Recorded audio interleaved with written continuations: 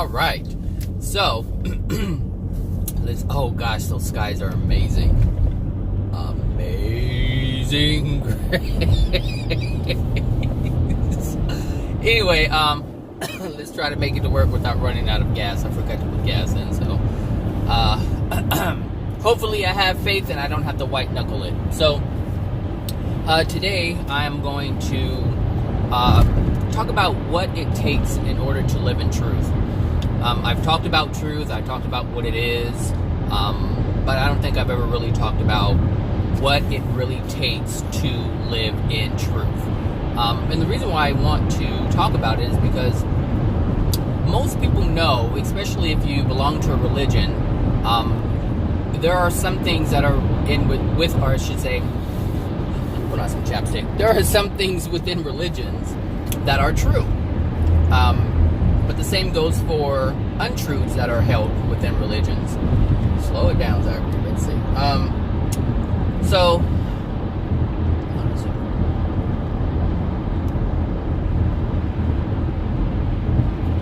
My lips are dry. So is my gas tank. Gotta stop that trend. All right. So there are a great deal of truths within religions, and they tell you what must be done in order to be a good person or to have a safe soul, whatever it is, however your religion or whatever they say, right? So they say, be good, don't steal, don't do this, don't do that, but it's bigger than that, and there's one of the reasons why, or I should say, there is a reason why people cannot live in truth, even though they know what it is, even though they know what a good person is. It's difficult for them to be that good person because religions and religious leaders, they don't tell you these things that I'm going to tell you.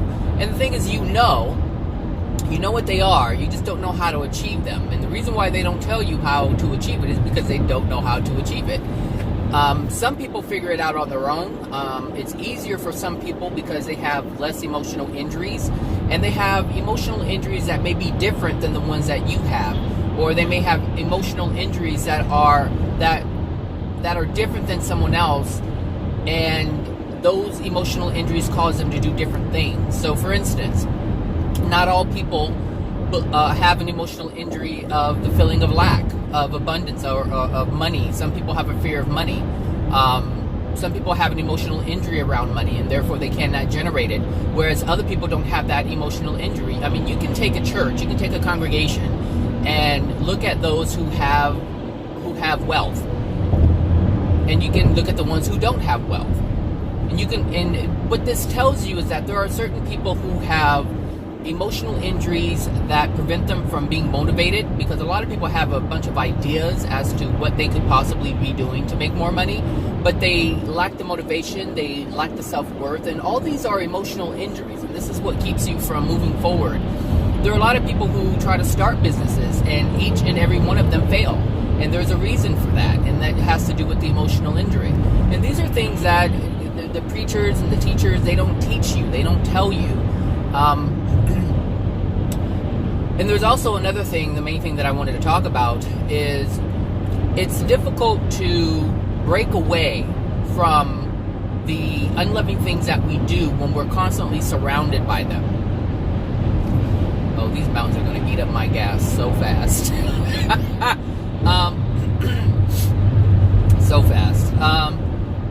So one of the things that I had to realize is that a lot of the people that I was surrounding myself with were unloving people.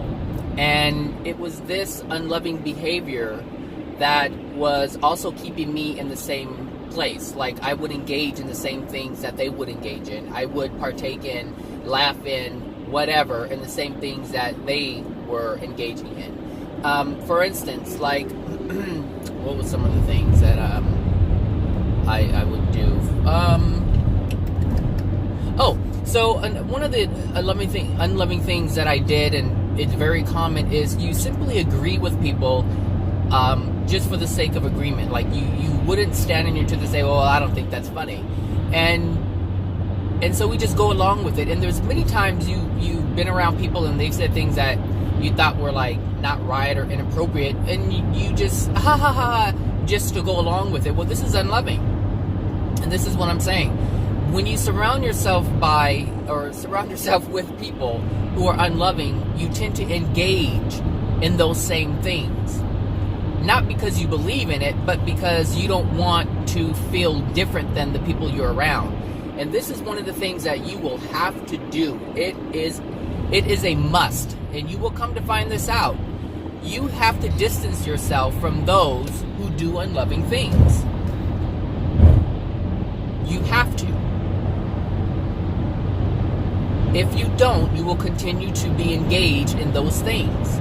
Now, there is this, you can do this one thing, which is say, hey, I don't think that's funny, or, I don't approve of that, or that's not right, or that's not nice. Especially if they're doing something to someone else that you know is unloving and inappropriate. If you know that it's unloving, you need to say something. If you're involved in it, if you're there and you're witnessing it, you have a duty to speak the truth. But most importantly, you have a duty to yourself. And if you feel uncomfortable by something that's happening, you have to honor yourself. You have to love yourself enough to say, hey, no, that's not cool. Now, this is something that's easily done. And if the other person is like, well, I don't see what the problem is, and they want to defend themselves or defend what they're doing, then that's your cue. You know at this moment, in this moment, that this person is not willing to be a loving person, and this is how you need to step back. Just step back. Just limit your interaction with that person. As you honor truth, as you honor love, as you honor yourself, everything changes. And sometimes all you have to do is say that one thing that one time. But not just to... Now this is the difference. I've been trying to not get this person, but help this person understand this, but they don't want to get it. There is a difference between attempting to live in truth, but not having a desire for the truth. You're just doing it because it looks good, because it looks right. Well, that's what religions have been doing for thousands of years. They've been doing this very thing. Try to do good without having the intent behind it. You only do good because someone says it's right, because someone may see it and you want to look right in front of them. You want to prove something to someone. These are not the reasons to do the right thing, because nothing will change. Your law of attraction will remain the same. You'll continue to engage in things when people aren't looking, and this is a result of a degraded soul. But if you want to change your soul into a loving soul, then you have to disengage from the things that... Sorry, I think I'm getting a cold. That's why I stayed home yesterday. Hold on a second.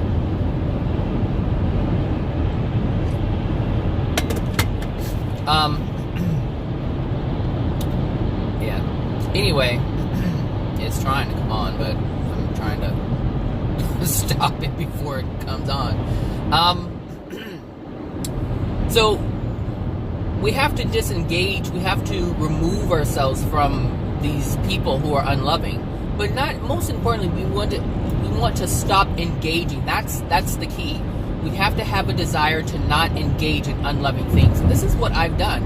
I've just simply had a desire not to engage in unloving things. Like when I learned what the truth is, when I learned what being unloving is, I stopped engaging in it when I realized that I was doing those things.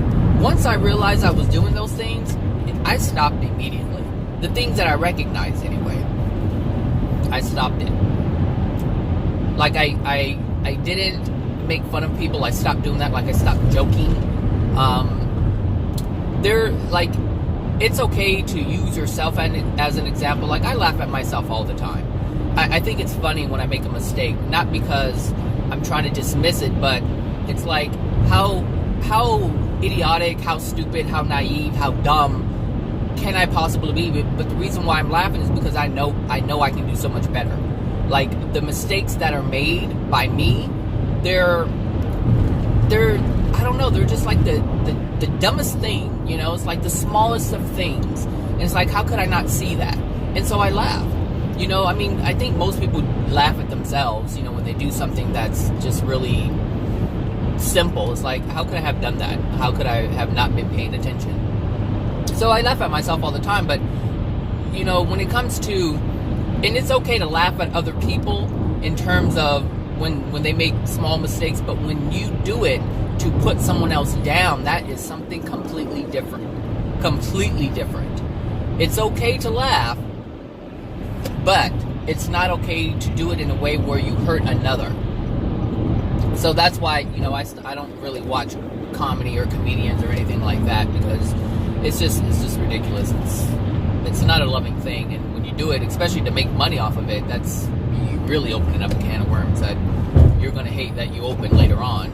But I mean, this is what I'm saying. You have to disengage from the things that are unloving, and the thing is, most of what we do is unloving.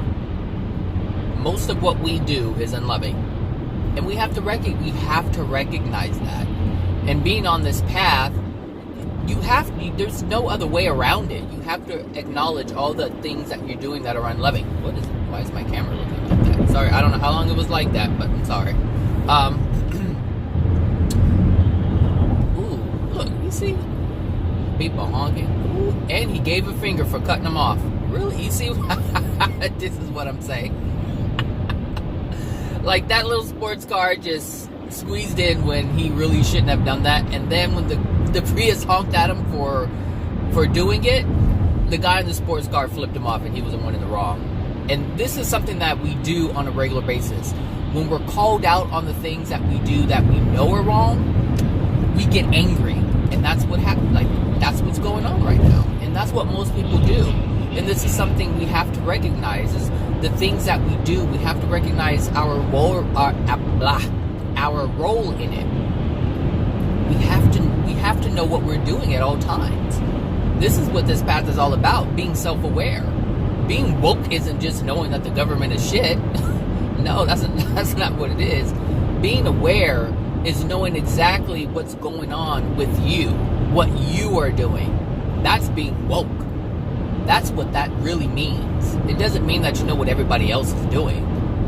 It means what you are doing. It's easy. It's so easy to see what everybody else is doing, because we've been doing that for thousands of years, blaming someone else for our unhappiness. Like, seriously, like you go to I don't know, you try to get some kind of customer service.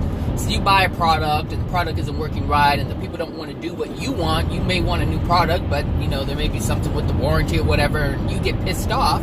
But understand that your crappy product that you got was your law of attraction. It's a law of attraction. Everything is law of attraction.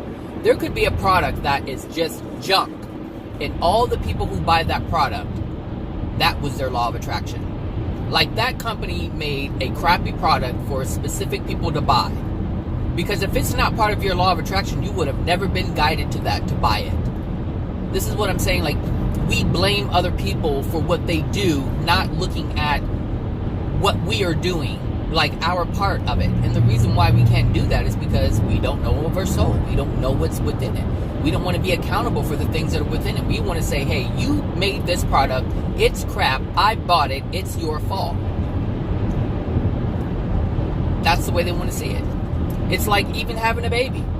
A woman can have a baby, and then the man leaves, and then she's stuck with the baby, and she's going to say, well, it's your fault.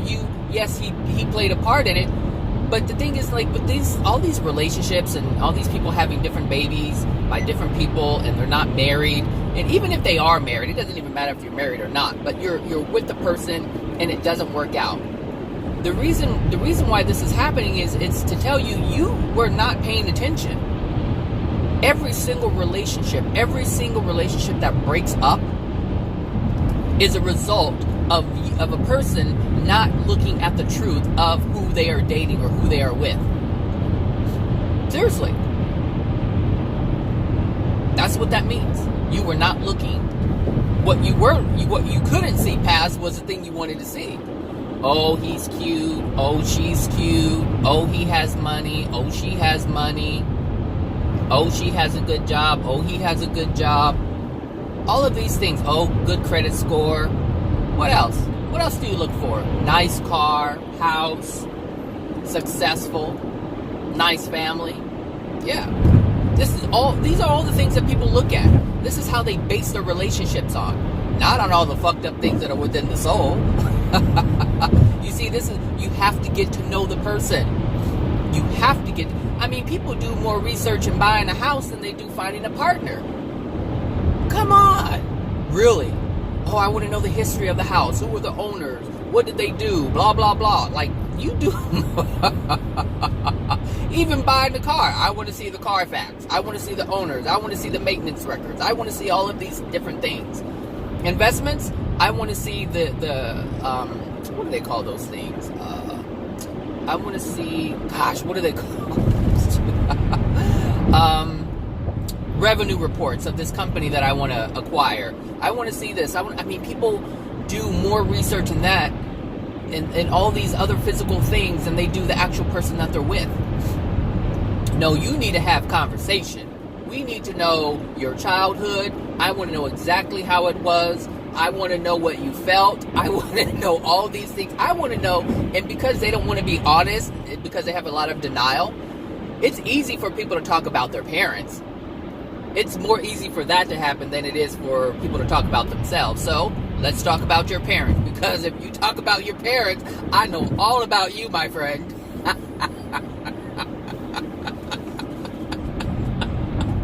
I know all about you. Oh, yeah. I want to talk about your mom. I want to talk about your dad. I want to talk about your siblings. I want to talk about your grandparents. How was that relationship?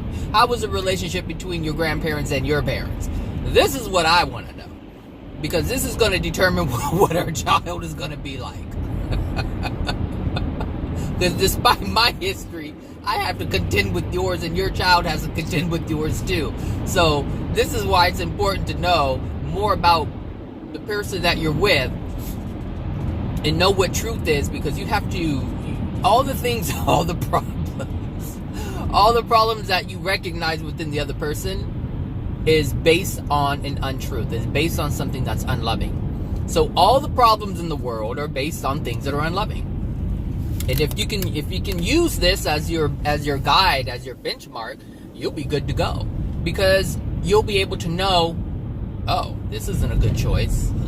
This person has a lot to deal with, and they're not dealing with it. Oh, I need a gas station bad. I really do.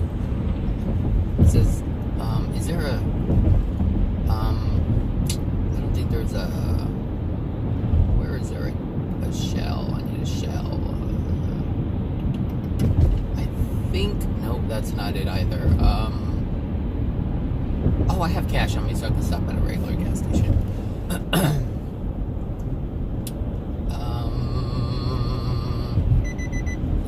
I know. Yeah, I'm not getting behind that big rig.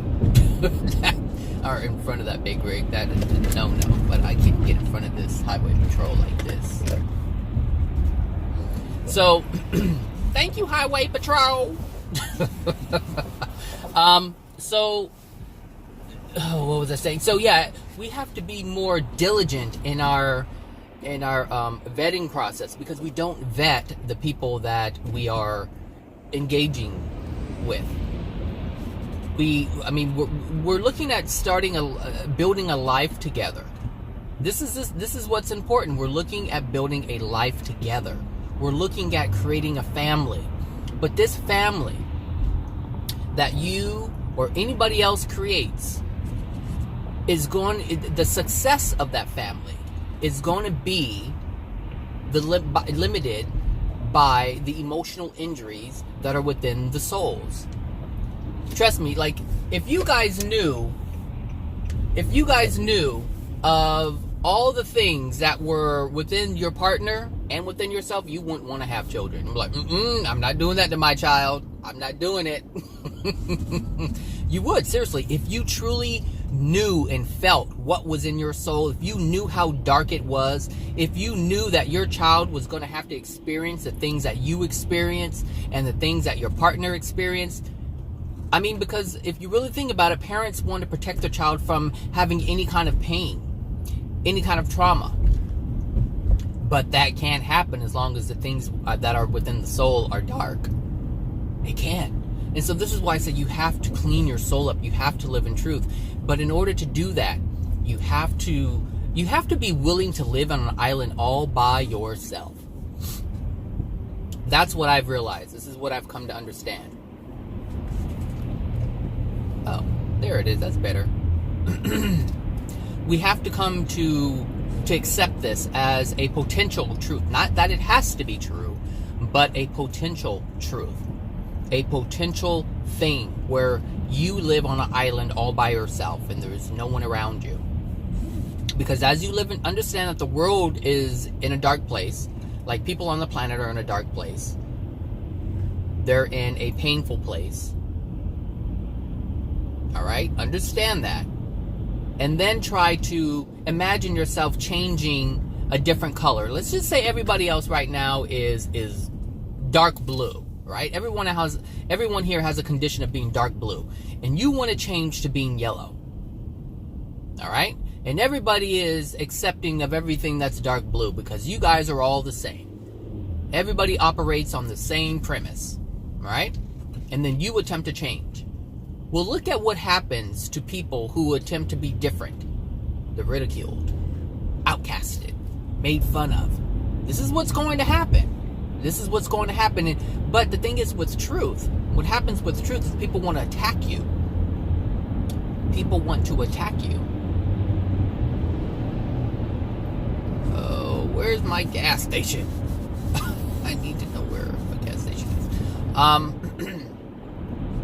is. So, I could have gone straight, I guess, but probably not a good idea. So yeah, what happens is people who live in truth are generally attacked because the truth exposes the untruth within. See, here's the thing. Here's the difference between being different and not being in truth and being different and being in truth. Let's take an emo as an example.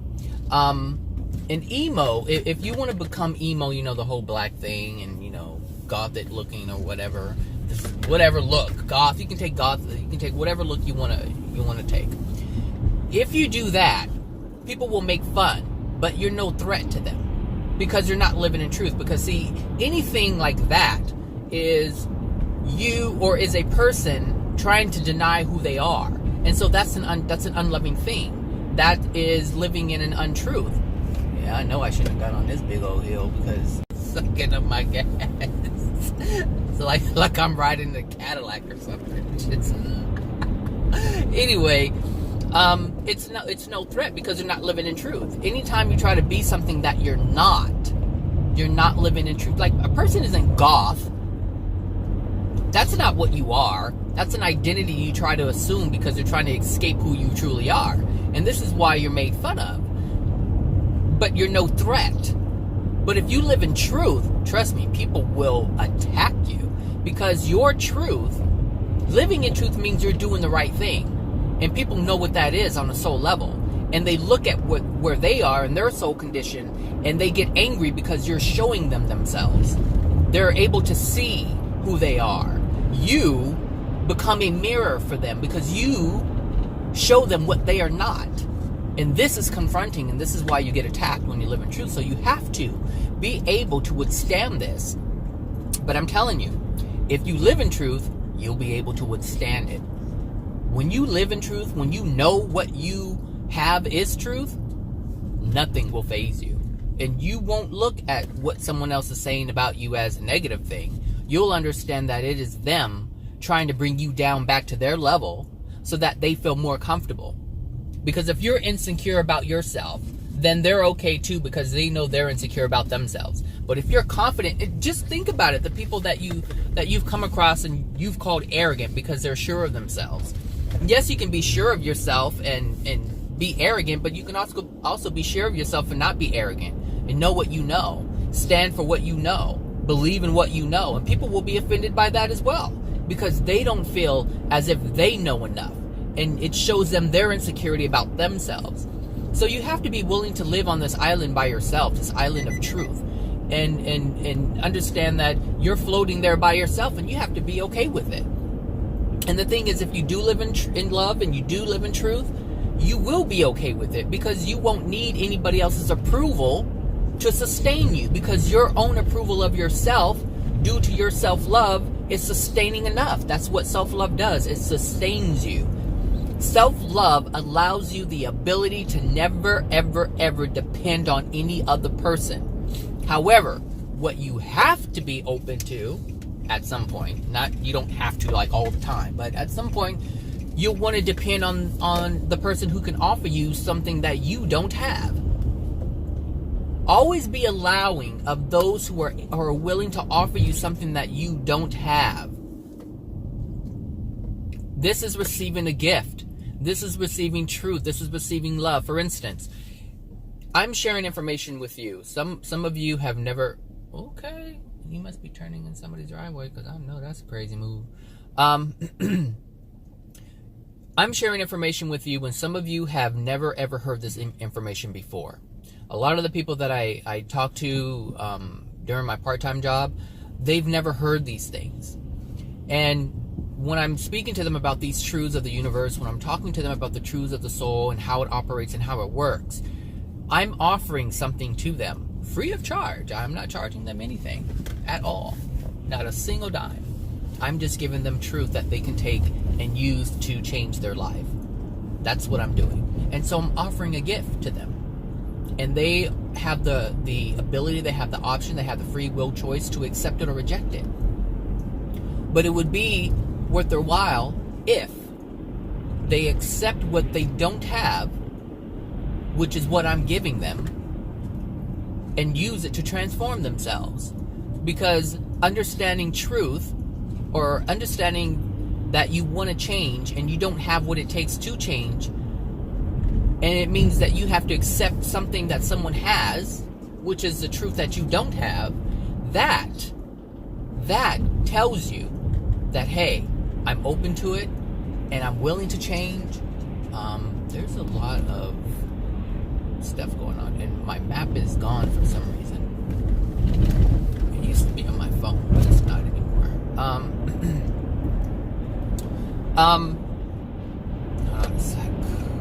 And I need to find this gas station because oh wait, is there, hold on a second, I gotta think quickly, Zachary, think quickly. I don't know if there's one up there. Not close enough. So what was I saying, Lord Jesus? And no, I do not think that Jesus is Lord. It's just a saying I'm used to saying. We have to be willing to accept that which we don't have. Okay? I mean, it makes sense. It makes sense if you desire something and you don't have it, and someone offers it to you, accept it. Accept it. That way you're getting your desire. Whatever it is that you desire, if someone gives it, brings it to you, offers it to you, accept it. It makes sense so that you have it, so that you can transform yourself even more. So what I was really alluding to is, at some point you're going to have to accept the divine love that Adam and Eve rejected when they were offered that divine love. They rejected it in that moment. And this disallowed them from progressing, from becoming different. And this is why we are all human souls. This is why the majority of people who come in and leave, we come in as a human soul and we leave as a human soul when we die. If Adam and Eve would have made a different choice, they would have been able to teach their children all the things that they needed to know to accept God's love. And they too would have been celestial beings. They could have been celestial beings at 10 years old, 13 years old, 20 years old. Could even be sooner if they accepted God's love. But they weren't taught this. They were taught independence. To be independent and not accept anything. Why do you think people are like, no, I can do it myself? People will offer something. Nope, that's okay, thanks. Bye. People do this all the time. The first emotional injury that was ever created dwells within all of us.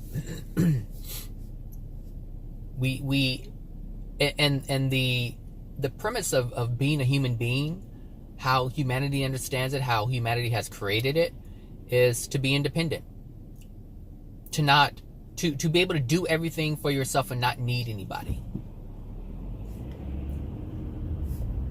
That's the goal. That's the whole goal. Being a self-sufficient human being. That's the goal. And what does that mean? It means we reject help from people when we need it most. Even people who are depressed, down and out, strung out, whatever. They're like, no, no, no, no, no. That's what happens. So in order to be different, you have to be on an island by yourself. You have to be willing to be on that island by yourself. Lord Jesus, I know I have less. Yes. It's showing. We'll see. Yeah.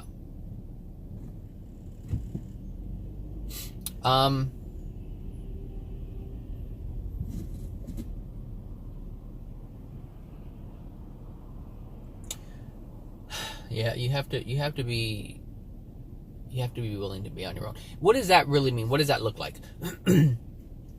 That looks like you have to leave some of your friends. It means you have to stop engaging in these people who want to be unloving, because you cannot be loving and engage in unloving acts. And you can't be loving by supporting those who are doing unloving things. So you may not do the act, but you're there in support of it. Your presence says, I'm okay with what's going on. Because if you're present and you don't say anything, what you're saying is you're okay with it. I support this. I'm not going to say anything. I may feel that it's bad, but I'm not going to say anything, and I'm going to stay right here and watch it all go down. You have to ask yourself why. People look at actions and they say, oh, actions. If you don't act, if you don't do anything, then you're not responsible for it. That's what people think. But that's not true. That's not true at all. You either have to remove yourself from what is being done, or say something and then remove yourself if they don't stop.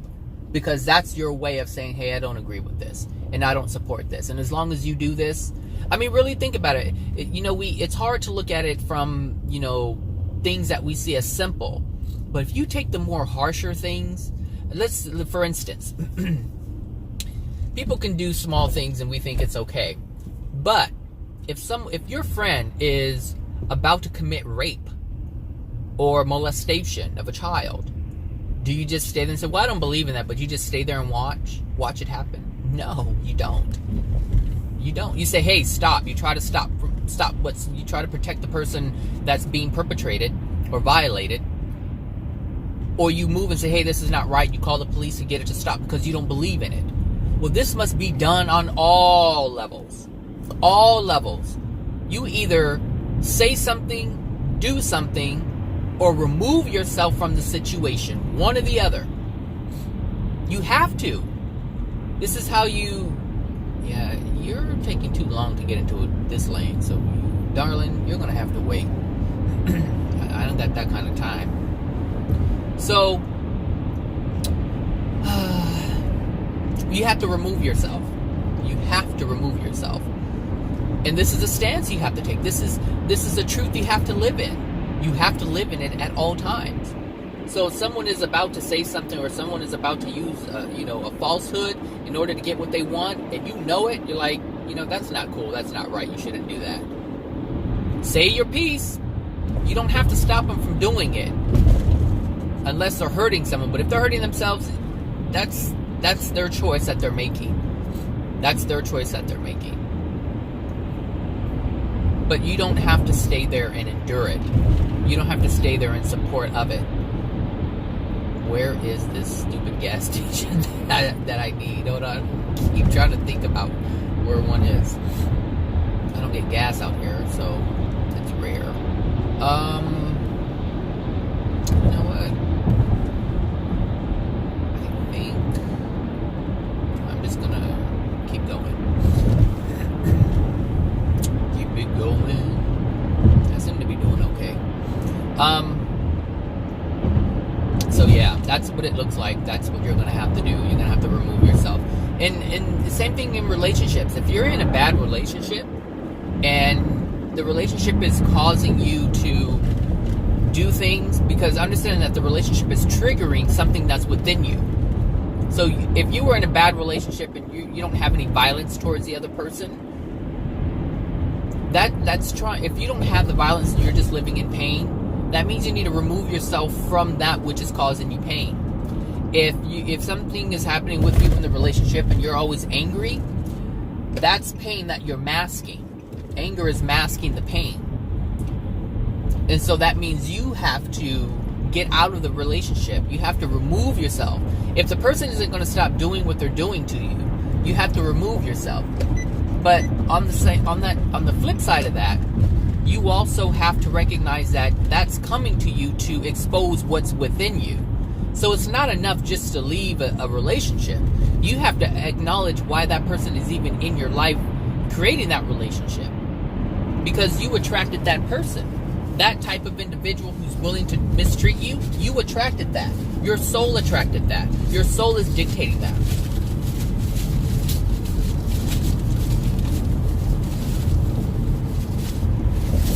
Most people will say, oh, they're an asshole, they're cheating on me, or they're doing this or they're doing that, and they'll try to blame it on the person and just leave them and think that it's the other person, when in actuality it's themselves that's attracting that person to do those things to them. Like, they are creating that scenario for themselves. But a blind person, a person who doesn't see their soul, a person who doesn't see the darkness within their soul, a person who doesn't understand the soul, they don't understand that they are creating this scenario. So it doesn't matter what scenario you're in, understand that you're creating the scenario that you're in. And the only way to stop that scenario is to clean up what's within your soul that's causing you to attract that person to be in your life, to do the things that they're doing to you, to make you feel the way that you're feeling. But understand that that is what needs to happen in order for you to know what's within your soul so you can clean it up. This is why it's so confusing for people. It's so hard for people to understand, because the bad things that happen to us are things that we need to remove ourselves from, because it's unloving to be treated that way. But at the same time, we need those things to happen in order for us to know what's within our soul so that we can clean it up. And so the pain is there to open your eyes, but it's also there to show you what's within you so you can get rid of it. That's the whole process. That's the whole purpose of how we experience life. We are our own creators. We create everything, every experience in our life. So if you want to have better experiences, this is what you have to do. You have to recognize everything that's happening to you. You have to recognize that you are calling it to yourself. Then you have to acknowledge that you need to remove yourself from once you realize what's going on, now it's time for you to recognize what's okay, Zachary, let's do Chevron real quick. Let's do Chevron.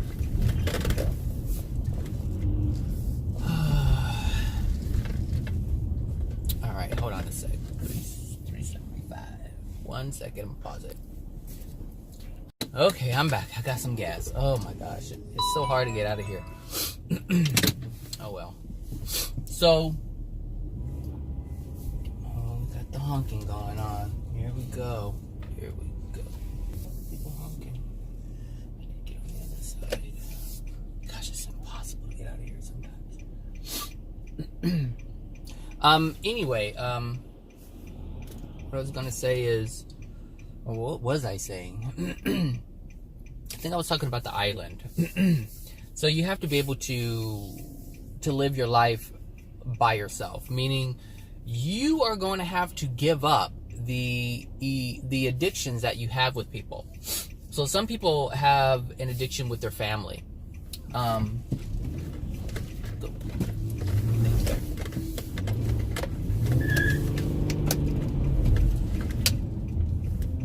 Woo.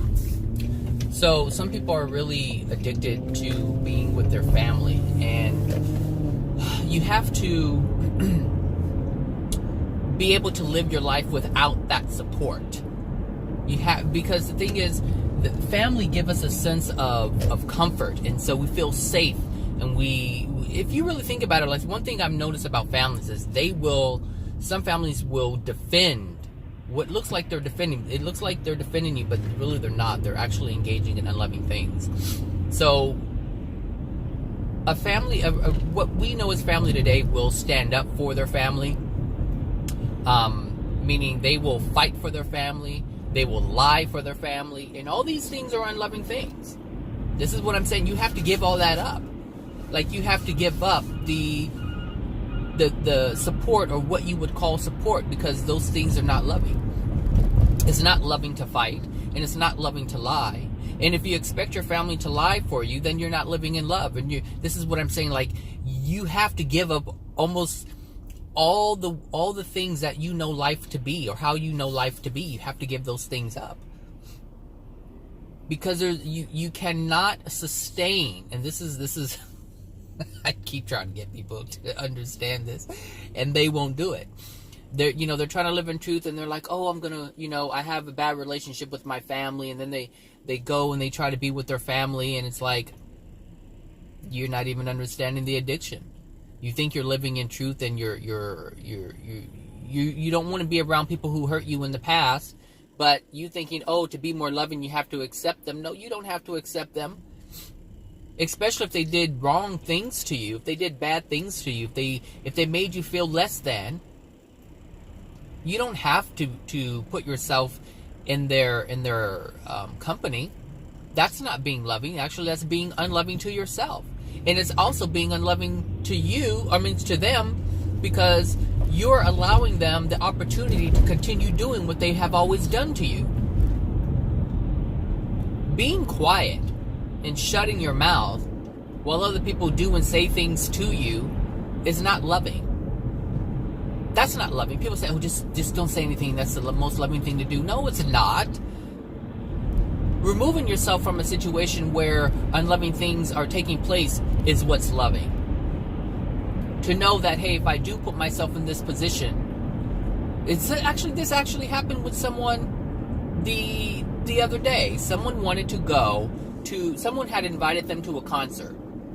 Some kind of, I think it was a concert. And they didn't want to go. And they actually asked me, they were like, how do you handle this situation? That's what they asked me. They wanted to know how would I handle something like this, or should they go, or whatever. Because these people that that had invited them, this person has been mistreated by these people, right? But she really wanted to go to the concert. And she was like, well, in the past they've done these things to me, and I really don't want to go. See, the thing is, there was always something there that prevented that person from wanting to be in their company, and this is what they needed to acknowledge. If you know that a person is not a loving person, and they do things to harm you emotionally or physically, then you need to take that into consideration. And so I said, well, it's up to you. It's always up to the person. It's like, you have to ask yourself, do you want to subject yourself to these type of behaviors from other people? And so the person really wanted to go to the concert. And so the person went to the concert, and they said, oh, they weren't that bad. They said they were not that bad.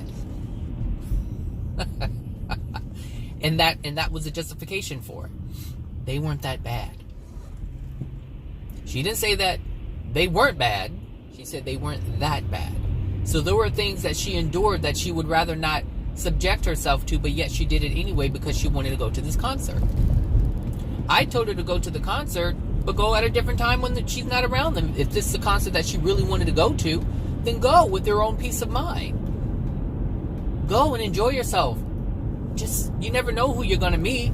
You never know who's next to you, you're partying with, or jamming with, or whatever. I don't know. You just never know. But she still subjected herself to something that wasn't loving. Now, maybe it wasn't as bad as she thought it was going to be, but it wasn't all good. What the fuck are you doing? What's wrong with you? Hurry up. What's wrong with you people? You people need to get it together. So, oh Lord Jesus, these people.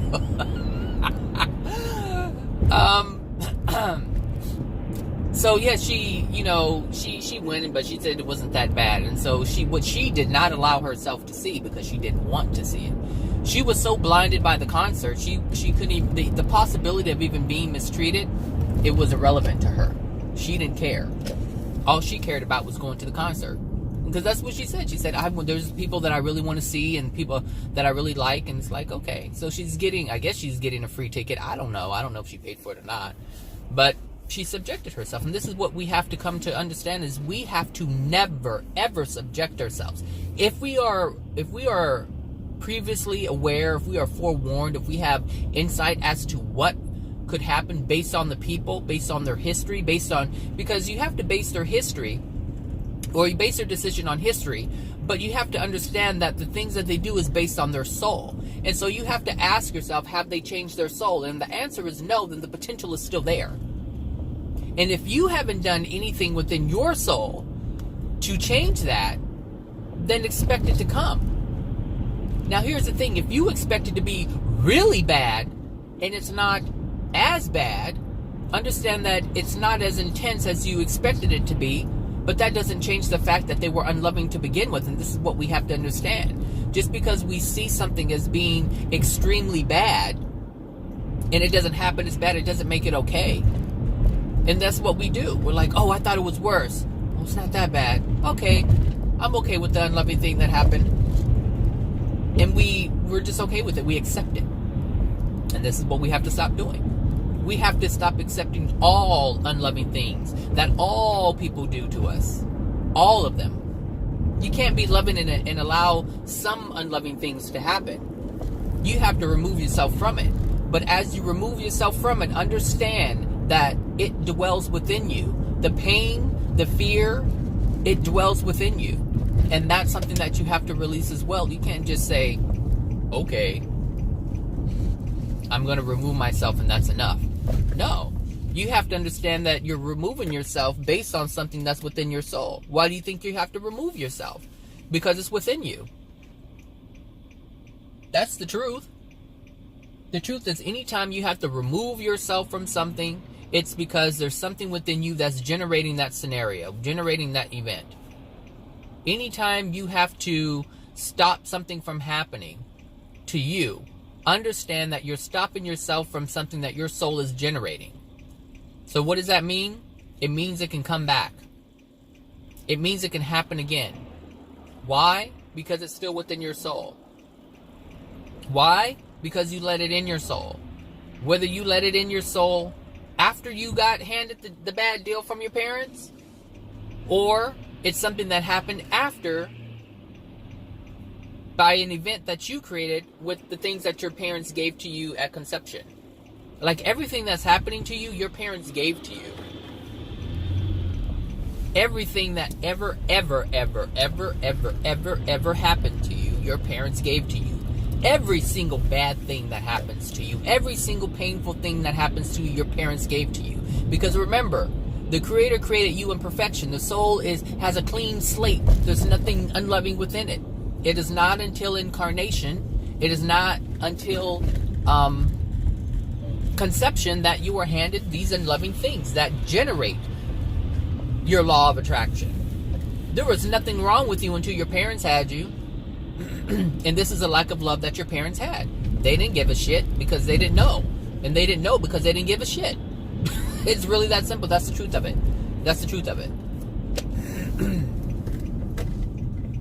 So, as we move through life and we have a negative experience, understand that we are being bombarded with universal law of attraction events based on all the things that our parents gave to us. And when we have that law of attraction event, there is something that's happening within us, meaning a choice to either engage in something or not. So at some point things happen to us and we don't have any control over it. And then there's a point where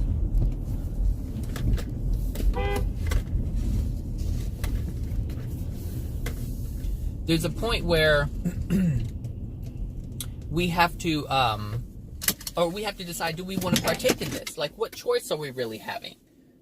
These are the things that we have to look at. These are the things that we have to be mindful of. Because if we're not, we're going to continue the cycle over and over and over again. Everything that you do, everything that you experience is based on a cycle. So you have to either continue the cycle that you're on, continue on the path that you're on, or change it and create a different cycle, create a different path. But these are the only choices we have. And these are the only choices we will ever have. So as you make a choice now to be more loving, and you notice what you're doing, you then have to create a different path to change the cycle even more, to change the cycle even more, to change the cycle even more. And with each and everything that you learn that you are doing that is unloving, and you choose to make a loving choice, you change the cycle, you change the path, you change your cycle, you change the path. And we have to continually do this until we reach the point where we're no longer contending with the things that are within our soul, that we create the negative experiences that we're having, because they can change. Little by little they change. We can't expect everything to change at one time, because we have so many emotional injuries, and all these emotional injuries are creating specific events to expose itself, to expose the emotional injury that's within it, or that's within our soul. And so there are countless, now I don't want to say countless because they're not countless, there is a finite amount of emotional injuries that are within our soul, and we have to be able to I'm getting out of my car. We have to be able to look at this and understand what's going on in order to change it. And as we continue to change our soul, we change the law of attraction that we have. And then what we start to do is we start to experience a different life. And when you start seeing that your life is changing, you start accepting that, hey, I need to change more. I need to change more. I need to do something different. I need to be different. I need to change my environment. I need to change the people that I interact with, because the people that I interact with cause me to do certain things that I don't want to do because I know that they're unloving. These are the choices that we have to make. Okay, I'm back. Yeah, these are the choices we have to make. These are the choices we have to come to understand. Because so I mentioned the family thing. Some people have a fear of not having their family around. They depend on their family. 100% they depend on their family. And they're not able to be as independent as they can be, for themselves. And I don't mean, see, the thing is, we can have a relationship with our family, but if our family's not willing to have a loving relationship, then that's something that you have to understand that you can't have at the moment. And the reason why you can't have it is because they're not willing to be loving. They have to be willing to be loving. All people, you have to, the thing is, if you love yourself, then you will only accept people into your life who are loving. And so you will have to come to learn that you can't have anybody in your life that's unloving. Not if you love yourself. If you love yourself, then no, you cannot have this in your life. If you love yourself, you wouldn't allow anyone to do anything that's unloving to you.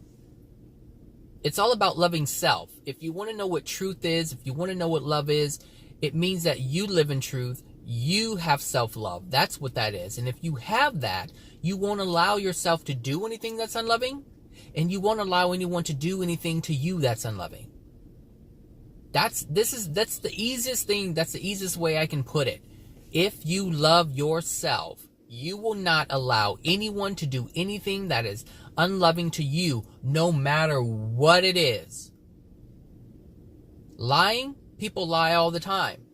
But you would not allow anyone to lie to you on a regular basis. If you notice that someone lies to you, you have to let them know, hey, you know what? You're not being truthful. I know you're not being truthful, but when you're ready to be truthful with me, when you're ready to be truthful with yourself, because that's what that really means. If someone is lying, or they tell lies all the time, or they tell untruths all the time, they make up stories all the time for whatever reason, it doesn't matter what the reason is. The reason is irrelevant. If they are willing to live life like this, that means they are denying the truth from themselves, meaning they're not willing to love themselves enough to acknowledge the truth, which is why they create karma for themselves, which is why they're miserable. So if you know of someone who's always lying and they just can't tell the truth, because for whatever reason, you have to let them know, you know what? You're not honest. You're not being honest. I can't really, I can't really, it's like, you know what? I can't really have a relationship with you because you're not honest. And what does that mean? I can't trust you. But most of all, you're not loving to yourself. That's the truth. That's the truth that needs to be said, is you're not loving to yourself to acknowledge what the truth is.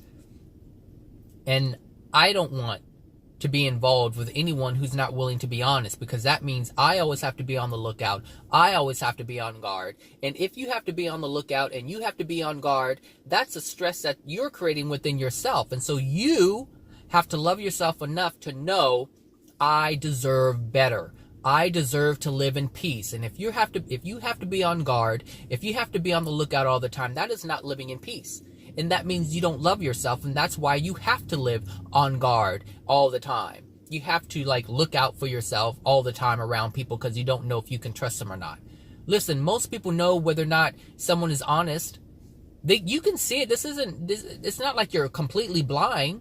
You're just choosing to overlook it. Most people choose to overlook the things that people are doing. It's not that they don't know. And sometimes we don't even know, but we have a feeling, we have a sense. And even that we ignore. So if you know someone is unloving, I have the same thing going on right now with the supervisor. He just lies. But that's his thing. He loves to lie. But he loves being in denial. But he's being in denial because he's denying himself and the things in his life because he doesn't want to look at those things. He doesn't want to see those things. And as a result, anyone who allows him to lie to them is part of that. Is help sustaining that. I had to draw the line for myself. Look, can't trust you. Sorry. You have proven that I can't. You time and time again have lied. You time and time again have said you're going to be there and you're not there. You said you're going to do this. So now, no, I can't engage with you like that. And you have to draw the line. It's okay to draw the line. If people if people are offended by it, then you have to say, well, stop doing it.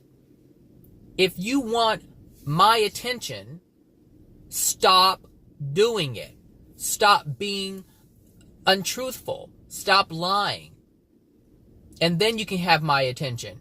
But until then, no, you can't. And that's basically what it is people want your attention, but you cannot have the attention of someone who lives in truth.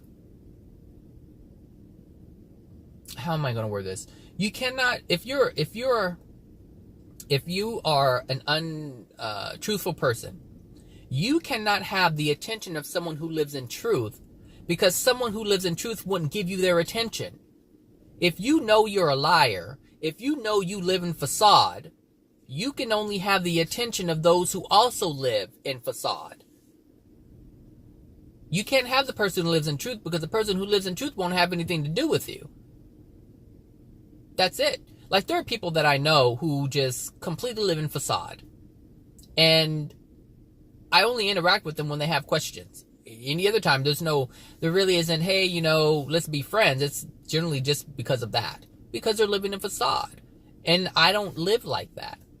That's not how I live. So I have to limit myself in terms of the people that I interact with. No, we can't be friends because you do things that I don't condone. You do things that are unloving. You do things that are untruthful.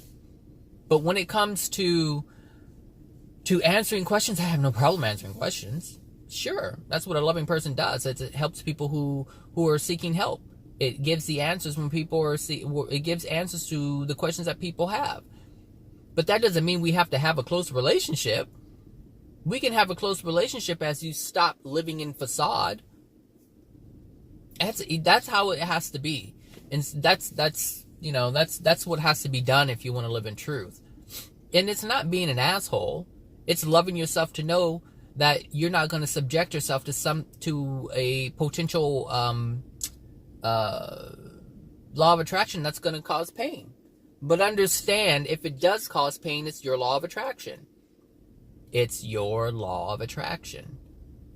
So nothing can come to you that you don't call to yourself. So whatever misery that you're experiencing, like when I'm driving and these people do all these crazy things, that's my law of attraction.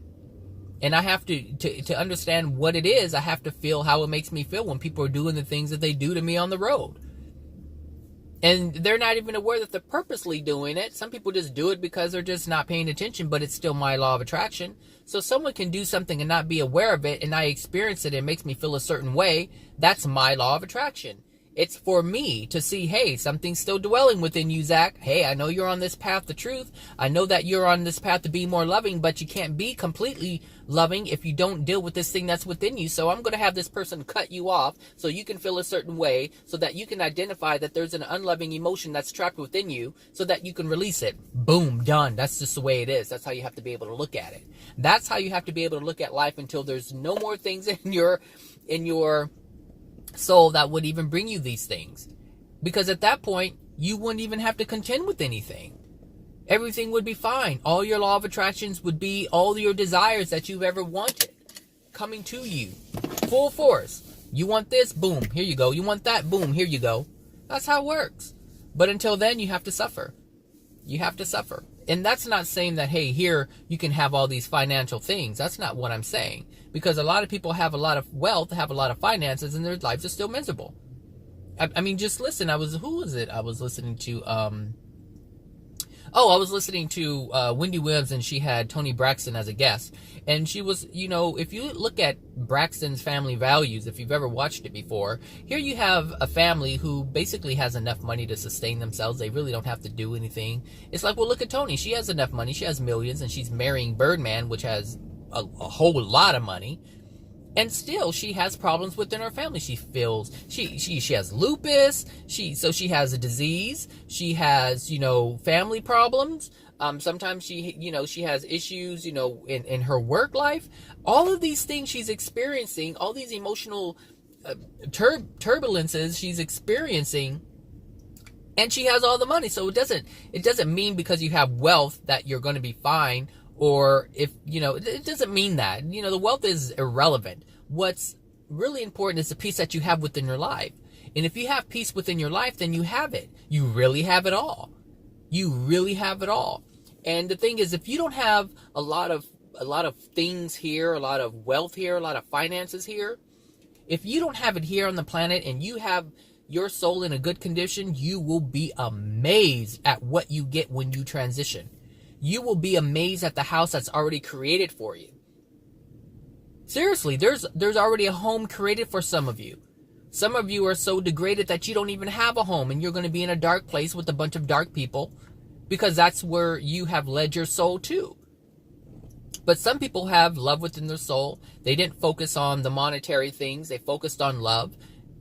Understand, this is man's world. So if you have financial gain, if you have wealth, it's because man allowed you to have it. You created it for yourself. Man created it for you to have. But what the Creator has for you, based on your soul condition, is completely different. Completely different. This is how it's a bit different in the spirit world than it is here. So you can have nothing here, have love within your soul, care for other people and care for yourself, and then die and have everything that you've ever wanted but didn't have here, because man prevents people from having things here. How many times have you had something but there was some kind of rule or law that says you can't have it? Because man's law, man's rule says you can't have it, even though it was given to you. How many times have things been given to you and man's laws and rules have come and taken it away?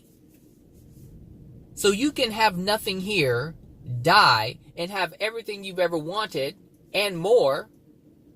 Or you can have everything here, still have it when you die. Or you can have everything here, die, and end up not having anything at all. Or you can have nothing, die, and still have nothing. These are the potentials. But these are the potentials that you are completely aware of and completely in control of.